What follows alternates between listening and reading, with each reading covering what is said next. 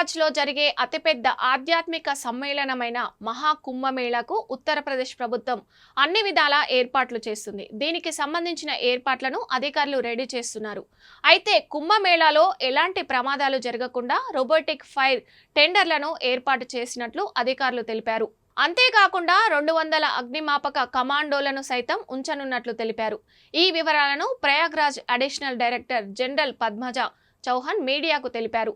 అత్యవసర సమయాల్లో సిబ్బంది చేరుకోలేని ప్రాంతాలకు వెళ్లేందుకు 3 రోబోటిక్ ఫైర్ టెండర్లను వాడుతున్నాం. ఒక్కో రోబో 20 నుంచి 25 కిలోల బరువు ఉంటుంది. ఈ రోబోలు మెట్లు ఎక్కడంతో పాటు మంటలను కూడా అదుపు చేస్తాయి.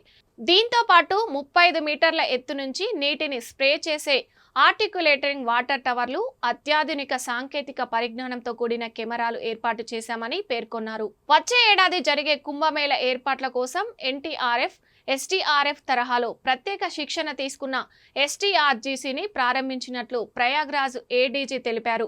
ఈ యూనిట్లో NDRF, central industrial security force, హైదరాబాద్లో శిక్షణ పొందిన 200 మంది సిబ్బంది ఉన్నట్లు తెలిపారు. వారు జాతర సమయంలో హై రిస్క్ జోన్లలో మోహరిస్తారని పేర్కొన్నారు. అగ్నిమాపక సేవల కోసం గత కుంభమేళకు 6 కోట్లు కేటాయించగా ప్రస్తుతం దాన్ని 67 కోట్లకు పెంచినట్లు తెలిపారు.